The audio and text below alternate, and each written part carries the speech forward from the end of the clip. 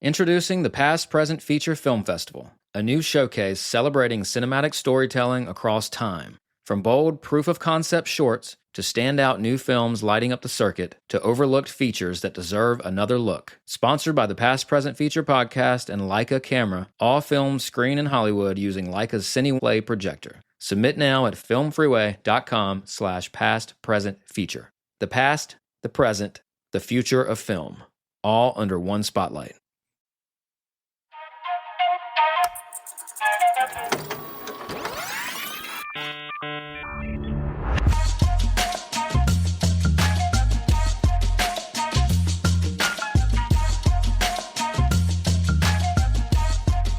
Welcome to the Past Present Feature podcast. On today's episode, Thom Powers, renowned documentary programmer for the Toronto International Film Festival, former artistic director of DocNYC, and host of the Pure Nonfiction podcast, delves into his journey from filmmaker to influential festival curator. Thom shares behind-the-scenes details about programming films like the Bibi Files, directed by Alexis Bloom, and Rebecca Huntt's Beba, highlighting documentaries' unique power to engage audiences. Thom emphasizes the importance of community within the filmmaking ecosystem, explores the nuanced selection process at major film festivals, and candidly reflects on the future challenges and opportunities facing documentary distribution today. Thom also reveals his all-time favorite documentary, the 1989 Oscar-winning Hotel Terminus, The Life and Times of Klaus Barbie, directed by Marcel Ophuls. This conversation is a true masterclass for filmmakers eager to understand how documentaries find their audience and why curators like Powers are pivotal in shaping the documentary landscape. How busy are you right now, actually? What does it look like on your side as far as programming TIFF? In the thick of it. You know, between now and mid-July is constant work. I mean, it's obviously watching films, but it's also answering emails and interacting with my colleagues and having conversations about how we feel about this film or that film. And but I think a lot of it is just like carrying the weight of decisions.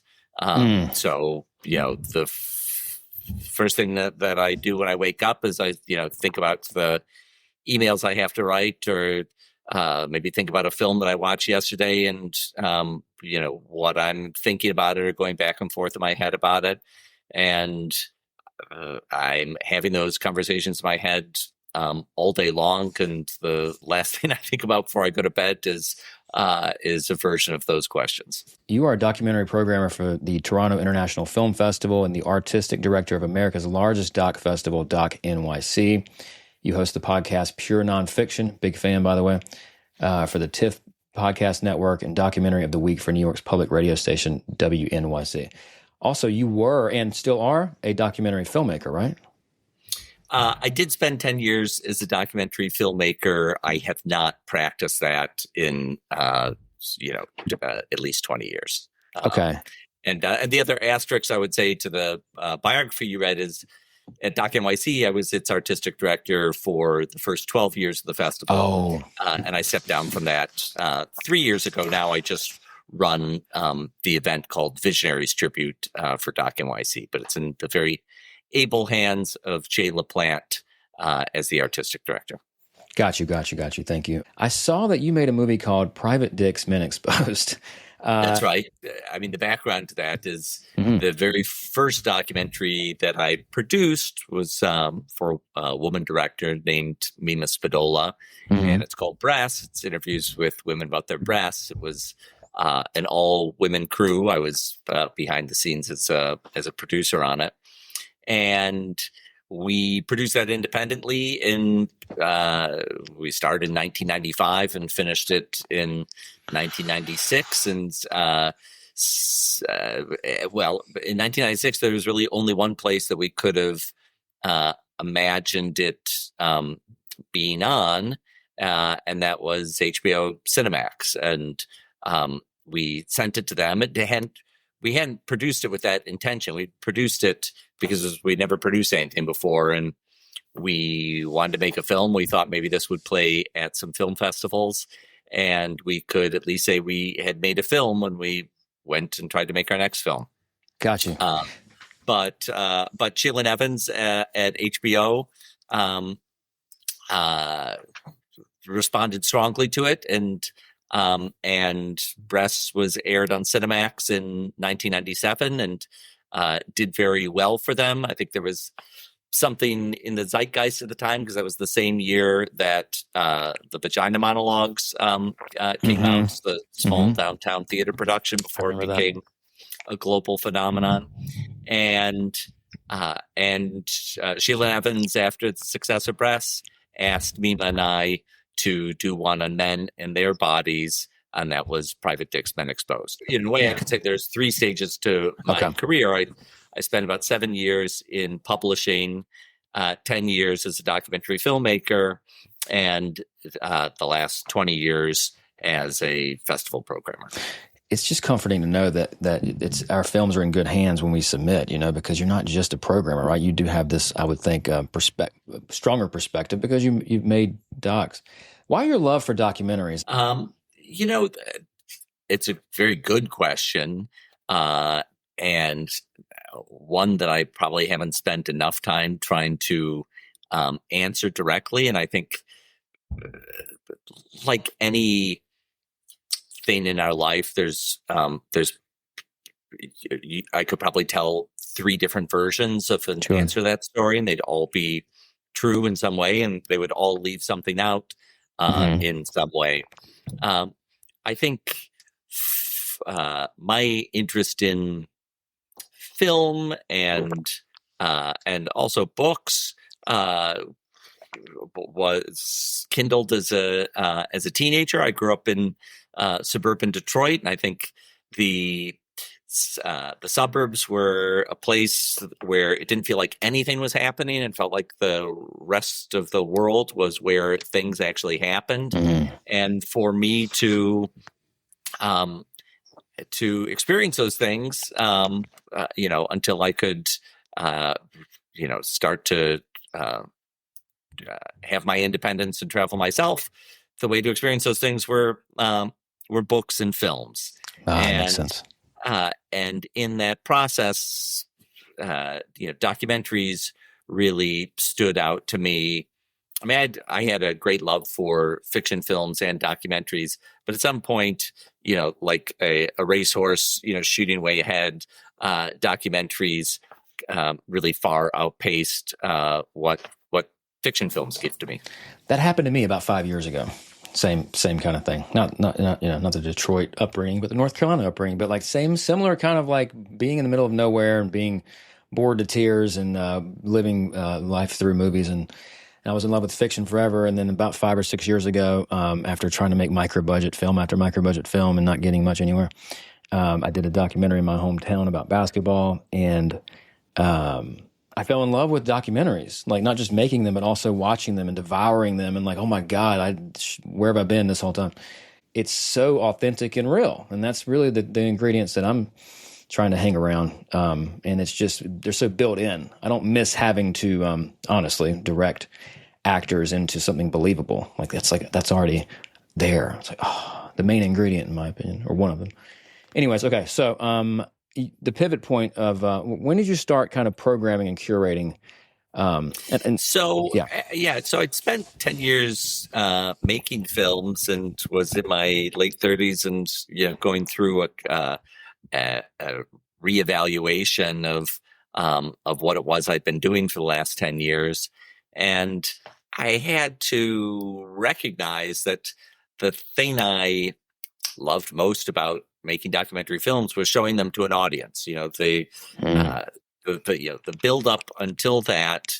I think there are some people who really love being out in the field shooting. I think there are some people who really love editing and pulling things together. Those things, I did not have as much an innate love for, just for the pure sense of doing it. What I did enjoy doing is when that film was ready, like thinking about who needs to see this film and how do I get them into a theater, and how do we present this to give it its best chance in the world. And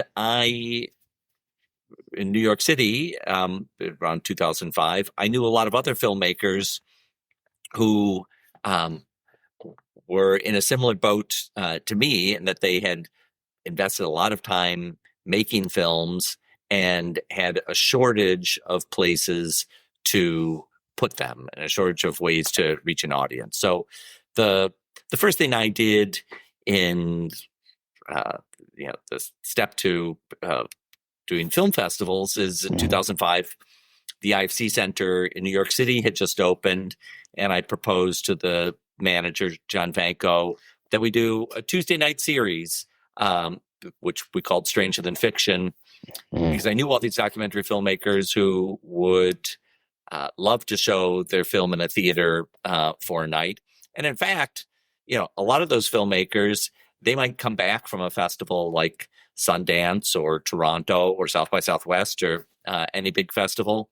And, the most common experience of showing a film festival like that is not the experience that gets mythologized a lot, which is that your film sells to a big distributor. Right. That happens to a small fraction of the films. The most common experience is you come back from that festival having had a great experience, and now you're eager to show it to more people, but it's not that easy to do. And in 2005, I knew a lot of filmmakers who they'd come back from, having premiered at a festival, and there was still a bunch of people in New York City they wanted to show the film to. They'd have to rent their own theater, pay $600 or something like that to rent a theater. Situation. Yeah. And at IFC Center, I saw the opportunity where we could pay them a little bit of money in the form of an honorarium to show their film, so they wouldn't be out of pocket, and we'd give them a good experience where they could, gather the people in New York they wanted to watch this film. So that was this opportunity, this missing hole, this puzzle piece that you had that you saw, I guess, right? It's kind of like this podcast where I'm like, I have these filmmaker friends, and I feel like we all have so much more to say than what a Q&A allows. Let me start a podcast. 4 years later, I finally did it. But it's like, sometimes it's right there in front of you. It's just, if it's needed, then do it if you care about it. Kind of, right? Would you say it's similar to that? It sounds like that. Yeah, I mean, I think, I had cleared time for myself because I had decided that I was not going to, invest myself into making another film. I was, trying to think about what else I could do with the passion I had for documentary film. And so, at first, starting this series, Stranger Than Fiction was, just like I didn't have a big career path ahead of me in doing that. It was more reactive than forward thinking. Got you. Your programming philosophy, is there one, or is that too broad of a question? Well, it depends on what I'm programming for. I've had the experience of programming in New York City and the Toronto Film Festival, and I programmed for the Miami Film Festival, and my wife and I started DocNYC, and we started a film festival in Montclair, New Jersey, where we live. And each one of those has a different mission, I'd say, to it. A lot of times the mission is, geographic driven. When I'm programming Miami, if there are films that feel especially relevant to South Florida, those are going to get extra attention from me than I necessarily give them when I'm programming for New Jersey, and vice versa. So that's a kind of simple one. Gotcha. Toronto is, perhaps the most unique situation because it is a big global platform. Right now, I'm overseeing more than 900, nearly 1,000 documentary submissions with our team. I think how many do you select ultimately? 100? Record. I mean, we'll wind up showing, 25 or so documentaries in the documentary section. There's always a few other documentaries, say in the gala section. If there's A couple of years ago, we showed a film about Lil Nas X in the gala section. Last year, we showed the Elton John film in the gala section. This year, we've already announced at TIFF that the opening night film is a documentary about John Candy. So there, nice. Some of those, kinds of films that lend themselves to the red carpet treatment, they will play in the gala section, and occasionally some might play in our special presentation section, which also, goes along with having a certain amount of star power to it. So we showed a film about Paul Simon a couple of years ago in the special presentation section. Got you. And the other place where documentaries reliably appear, if they are on the more experimental side, is the wavelength section that's curated by Andrea Picard. But most of the documentaries at Toronto appear in the section called TIFF Docs. And I oversee that, but I also work with a team of nearly 20 programmers who feed into that section. So we have, we have many programmers on staff that have regional specialties. My colleague Diana Cadavid has been programming out of Latin America for more than a decade. My colleague Dorota Leck has a deep background in Eastern European films, and so on. So I really benefit from having many sets of expertise. The programming process from start to finish, in broad terms, you get all these submissions, you have all these, you have help, you have some qualified help here with the programming team. How do you whittle it down, and how do you kind of move on? How do you, decide on something that you do think will move to the next phase? Like, what does that look like for filmmakers to know, So, of the 1,000 or so submissions we have this year, I think, that maybe roughly half or 60% of those are not going to be right for TIFF because they're just not made as professionally or fulsomely as the other films we're looking at. So there's a certain number of films that we can look at and say, this isn't right for us. In that it's doesn't have an audience elsewhere, but it's not. If we put that on the screen at TIFF, people would say this is not up to the quality that we expect from this festival. So that covers like 60% of the films. That still leaves 400 or so films. Half the amount, that have substance to them and that are worth a serious consideration. In that process, there's the quality that I'm most looking for is to be surprised. So there's a certain number of films that I see and I feel like, okay, well, this film may connect to an audience, but I've seen something that's kind of like it before. Or it covers a subject that in a way that doesn't feel surprising. And I mean, one thing I'll say about TIFF is that because it gathers the world's press and industry around film and gathers audiences that have been consistently going to that festival over the last 50 years of its existence, they come with a certain set of expectations,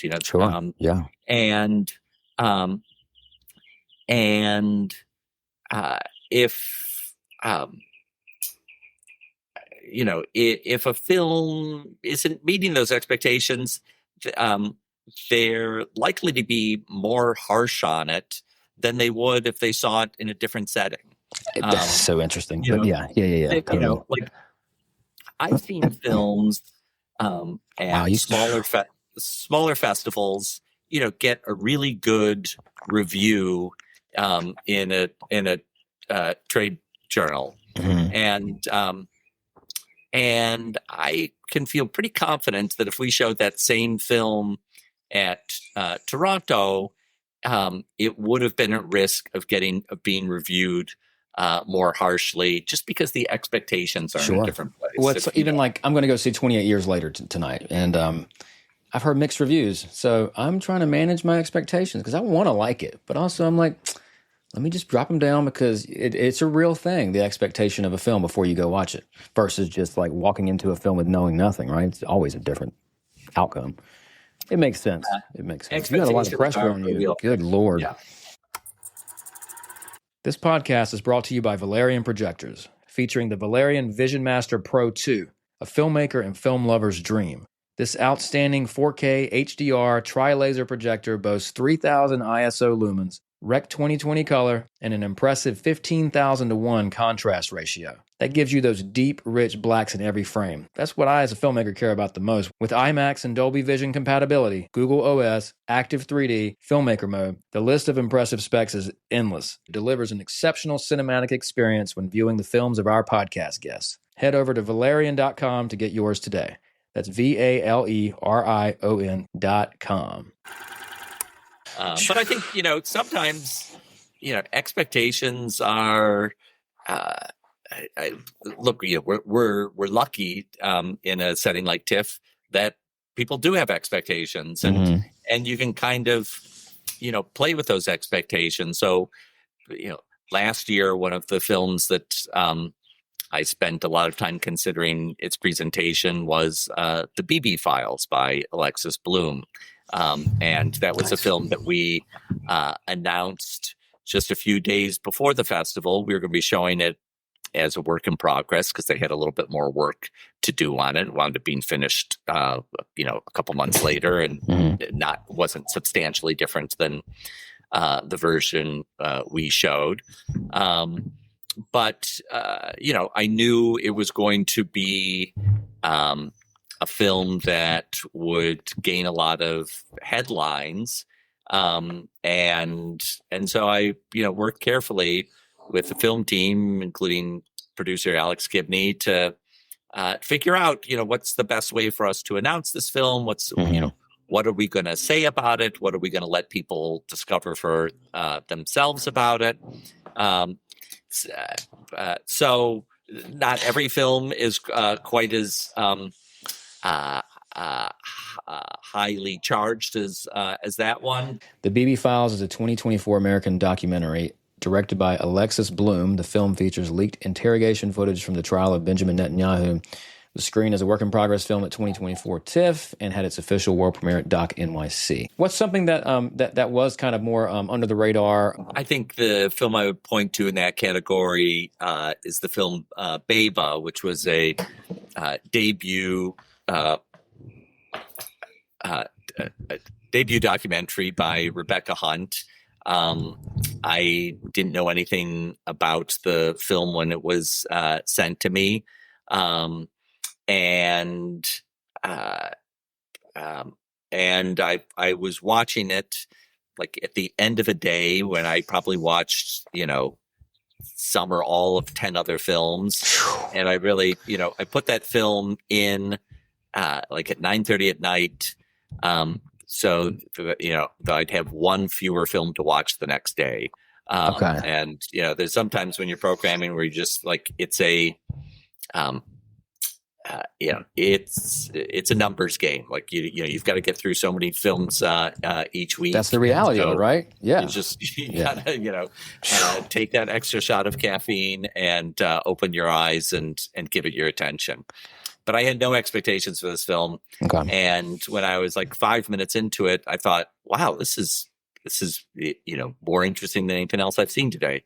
And when I was 15 minutes into it, I was kind of like, you know, looking around the room, asking myself, like, is this really as good as I think it is? And when I get in that zone and then I get halfway through the film, I'm really just like saying to the screen, like, don't fuck this up. like this is a really good film. Please let it finish strong. And that one certainly did. That's the mindset I'm always trying to do when I'm editing, next cut. It's like, okay, I think we're good here in this sequence. I don't want to fuck this up. This is moving. Like, I mean, even when you're screening it with somebody, friends and family, it's like you're gauging their energy. It's like, that's a big part of the process. Yeah. Real quick, Beba.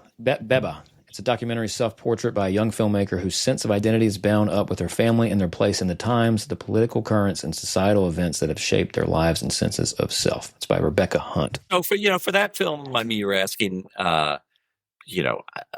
like what goes into it when it's not as, catchy a film as, say, the Bibi Files. Mm-hmm. Part of the job for me is to talk to the filmmaker, figure out what their goals are. In that case, was a filmmaker who did not have a lot of industry contacts. So, Mm-hmm. I tried to make recommendations about who could be a good publicist and who could be a good sales agent. And I tried to, make some calls before the festival to people in the distribution world to say, I think this is one that you should look out for. And the film had a very happy outcome. It was acquired by Neon at the 2021 Toronto Film Festival. So it was great. We need champions like you. Thank you. We do.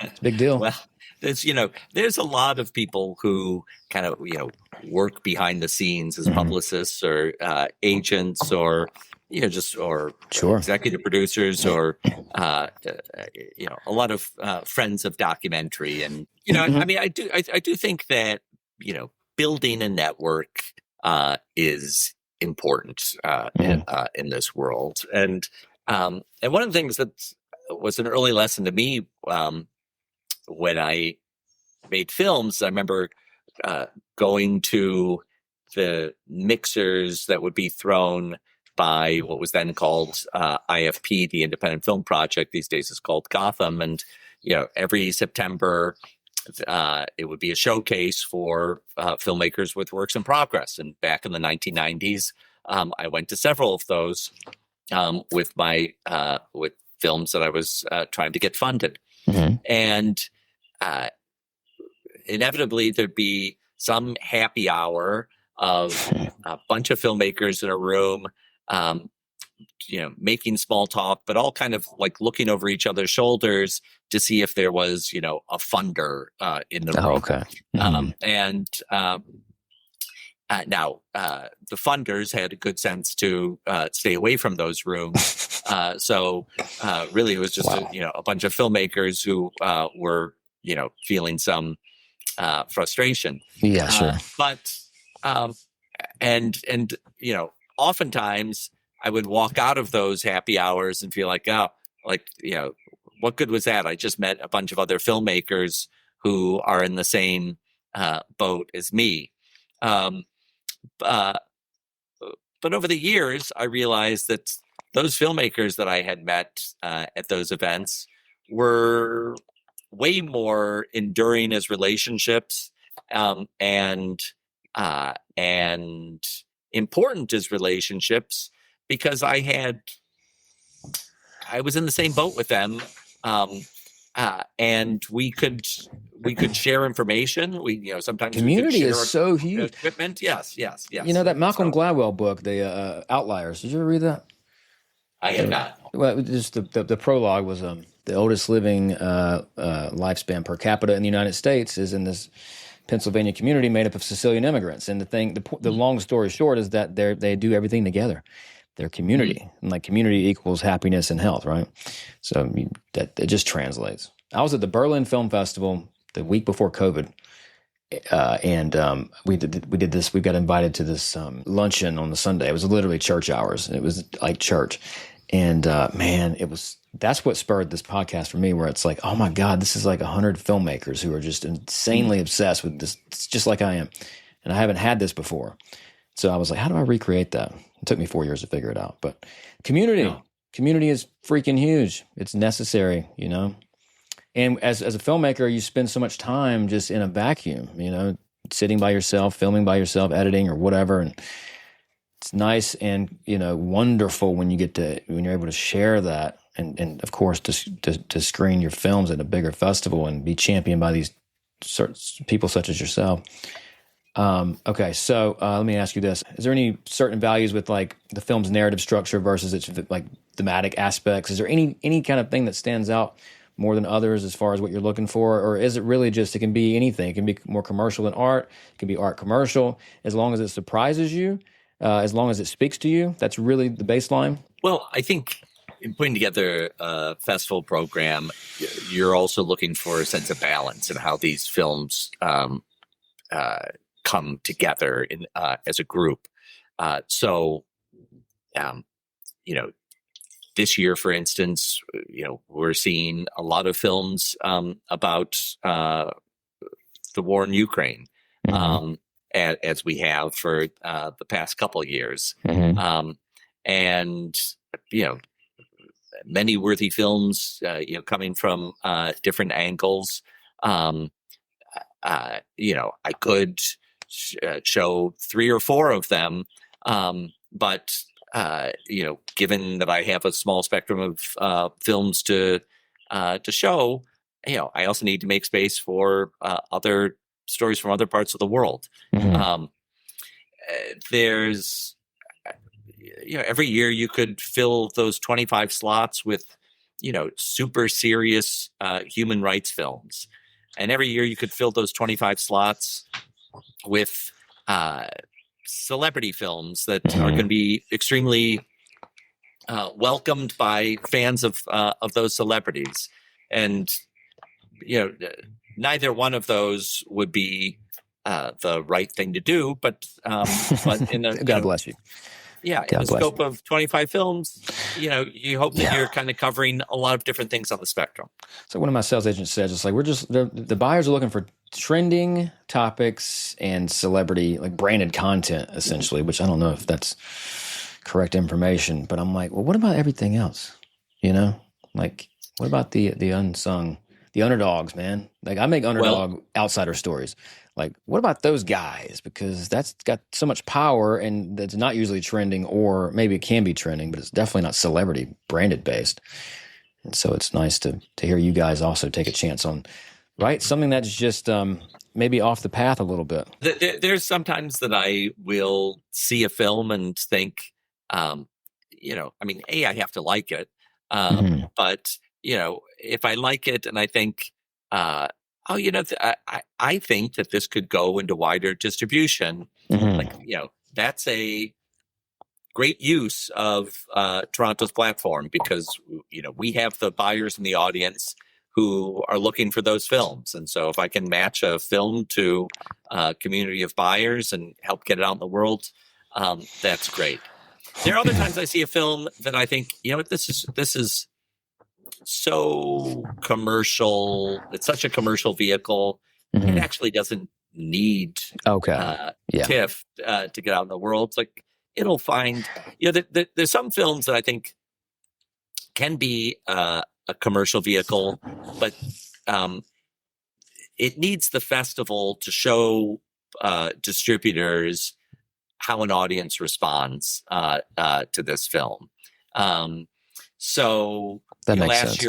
Last year we showed the film Vice is Broke, and it got a great response from the audience. And you know, ultimately, Mubi picked it up for distribution. And I think you know, if it didn't have that festival platform, and if it didn't have critics reacting to it positively at the festival, it might have been, you know, harder for a distributor to make a move. There's so much saturation, right? I mean, you need that light to be shown on you, I think, for a minute, or at least some films, and then you get picked up, or whatever happens is supposed to happen happens. Like, it's nice to be able to just, as opposed to like just being floating out there in space with how many other movies that are getting made a year. Listen, I don't like to, over mythologize the festival space. I appreciate that. As a place where, your film is going to get bought. Yeah. It has always been a minority experience. And, these days, there's some marketplace forces that make it even more difficult. Mm-hmm. But it does still happen. And it still is a much more advantageous position than trying to bring your film to buyers without any kind of context to show them that that this film has audience support and critical support. Yeah. Runtime wise, I'd say 70 to 90 minutes is the sweet spot. And does that, and it helps to program it better too? I mean, theoretically, or what is that? I mean, it's it helps to kind of fit more into a space, or why would it be good? Also, it's like a shorter. I love shorter films personally. Yeah, I mean, I think to kind of feel substantive enough for a feature film, you kind of need to be at least 70 minutes long, or sure. It feels like it doesn't have the depth to it that it's like it's like a long short kind of at that point. Feels like. I think anything over 90 minutes, you are testing the patience of an audience, and and it better be real good. I bet. Yeah, it better be real good. I mean, there are definitely films that I watch that are. I watched a film this season that I hope will wind up at the Toronto Film Festival.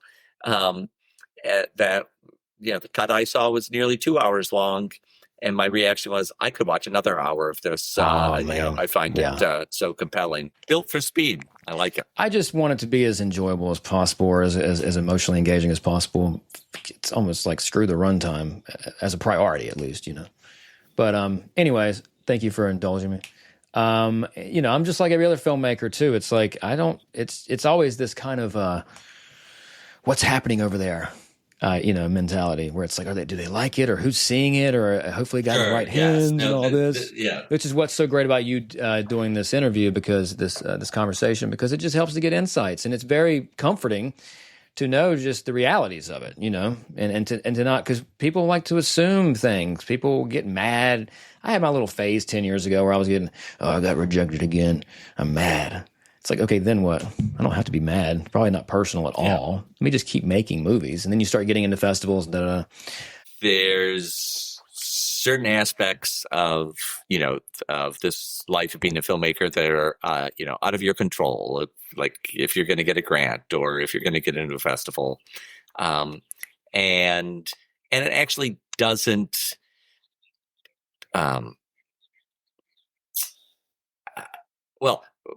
I guess what I want to say is, people who are very, advanced in their careers, face many of the same risks, And I was with Mira Nair and in India a few months ago, as she was like waiting on a call to find out if she would get funding for her next film. I mean, Mira Nair is a queen of filmmaking. She should, get all the money that she wants to do any project she wants. But the world isn't built that way. And, right now in our process of selecting for Toronto, I can count, probably at least 10 filmmakers who have had films at the festival before, and who I'm not going to have a place for this year, because ultimately it's a very hard math. Sure, you're taking over 900 submissions and trying to make 25 slots. It's crazy. It's crazy. You need a thick skin and a center. You got to keep going way to keep yourself centered. Yeah. What is the future of documentary programming at festivals? Is it more the same, or how do you see it evolving? You know, I am not in the predicting the future business. Fair enough. I have to say, I mean, I think there are, I think on the positive side is, you know, there's no shortage of films being made, even though the current commercial marketplace is very forbidding right now. That has not stopped people from making films. So there's, you know, I do not have a shortage of really interesting films to watch this summer and to program at TIFF this year. So that's great. Some of the, you know,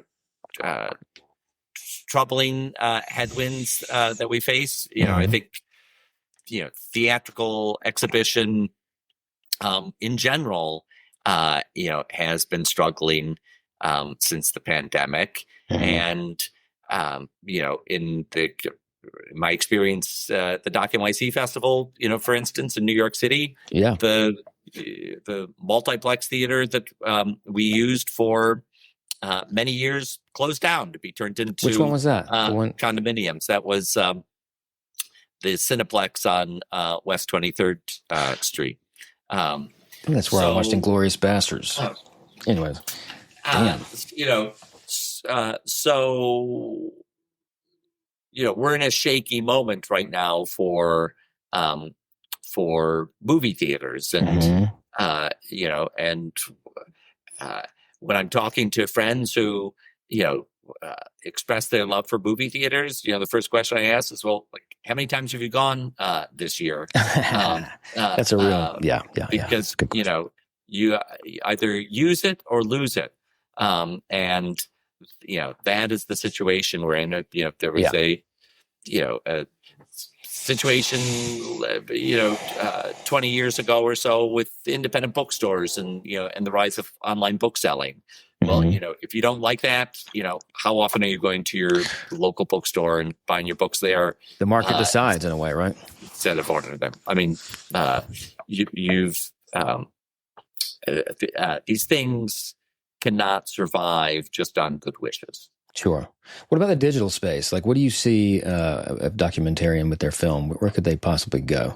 Besides, you know, obviously, if a movie took your film, or a Neon, or one of the big boys, you know, or Criterion, or something like this. But like, what would be? I don't know, like another space that we're not thinking about. These are tricky times because the streaming space had a very different mentality 5 or 6 years ago. They had a mentality of, we got to grow, spend. And then a few years ago, they shifted course. And suddenly they were being told by their investors and boards, you know, we've got to make money. And that is, you know, that's a different mentality. And there's a kind of fear mentality and a scarcity mentality, and lots of people have lost jobs, and that creates a circumstance where people in those executive positions are really looking for sure things. And you know, documentaries for, you know, most of their history have not been the sure thing commercially. And certainly not the documentaries that I love the most. Doesn't mean that they can't have an audience that can, you know, earn enough money back to but at least it costs less to make too, right? To cover a reasonable budget. But they many of the streamers are using a different metric these days, and their metric is, we need something that will have a global audience in the million, you know, tens of millions. Keep their eyeballs on our platform.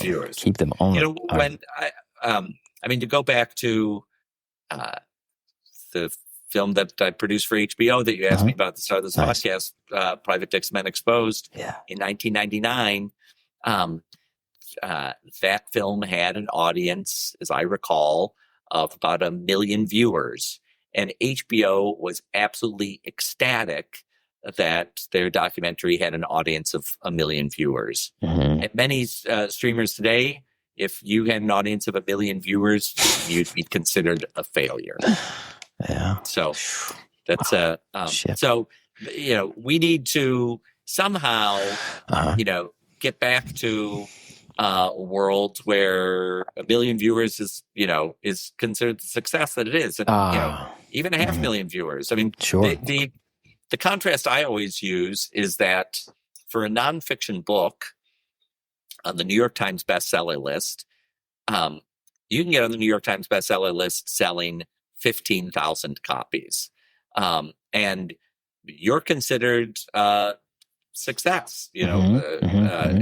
At a publishing company, they would be popping the corks on champagne bottles that their film that their book got onto the New York Times bestseller list.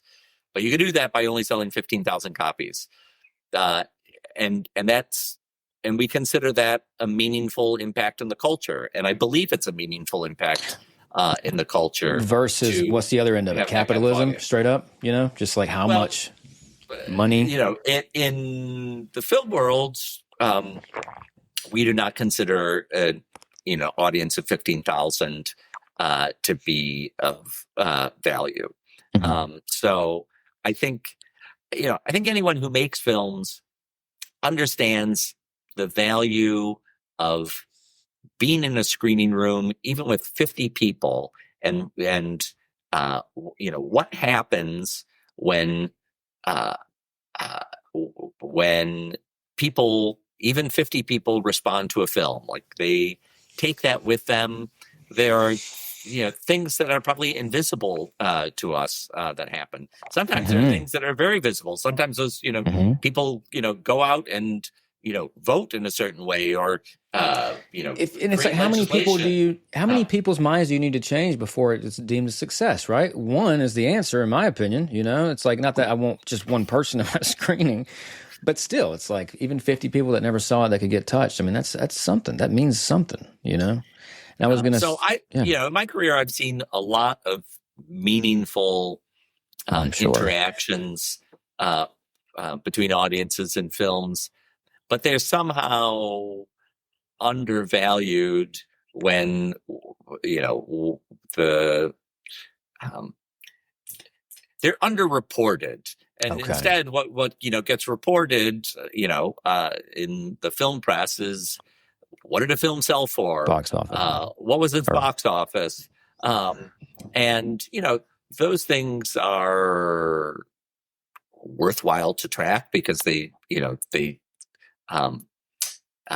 do have signiance to how much you can budget you can get for your next film. And it's a reflection of the market value, right? People do get paid. Yeah. They what do you call it? They do speak with their pocketbook, I guess, right? In a way, which this is a whole other larger conversation. But it's like, even the society we're in that's part of the conversation, right? As far as like, what kind of movies does the larger whole like to watch? But it's missing a very profound part of the experience. Got you. Yeah. And you felt like it was there before, right? In the culture? The movie business has always been driven by, box office numbers. And so, I don't want to, create like a false sense of nostalgia. I think the kind of meaning that's created by films in front of an audience has always been underreported. I guess we need to find new ways to do that. And that's what I was going to wrap it up with is, what are some, how do we get it to the people? And you've already been doing that. You've been done doing that, right? You've created film festivals, and you've been programming for top festival in the world. And I'm trying to ask myself that question, and we've been doing live, like this podcast is part of just at least some sort of like conversation and dialogue, but even like doing live events for that. I just want to continue to find creative ways to not just make films, but to like share other people's films with other people. I'm not trying to be a film festival programmer or but like at the same time, like curation is so important and interesting to me, because it is Well, It's the yeah. linchpin. I mean, for the past 20 years, I've always tried to,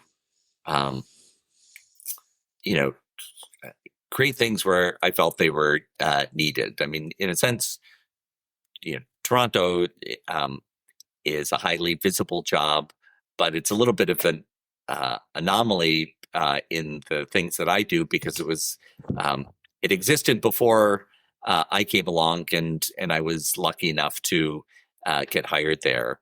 In other cases, with my Strange Nonfiction series at IFC Center, or DocNYC, or the Montclair Film Festival, or my podcast, Pure Nonfiction, or the WNYC radio segment, Documentary of the Week.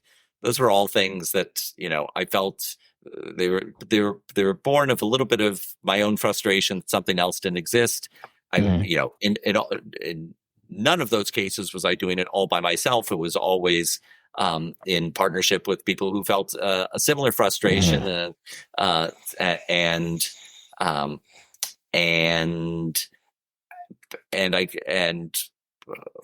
what I would encourage anyone listening to this, if you feel a frustration of that documentaries are not getting the audience that you wish they would have, there's all kinds of things you can do on yourself. You don't have to wait for someone else to do it for you. Okay. What do you think? Just a handful of things. What can we do? Listen, you can start with your social media outlets, touting your favorite films. You can find a community space to show films, even if it's your own living room, inviting 5 other people to watch a movie. You can partner with existing cinema spaces and find out ways that you can use those spaces to bring in an audience that they didn't have. But you use the word community earlier on, and I really do think that is the word to be anchored in. It's about creating community. It's about creating mailing lists and partnering with existing groups that have their own communities, and trying to find the ways in which we can intersect. Last question. Thank you for that. What is your favorite documentary of all time? I mean, the documentary that really pulled me into doing this, like a North Star, is the film Hotel Terminus, The Life and Times of Klaus Barbie, by Marcel Ophuls, who just passed away a few weeks ago in his 90s. The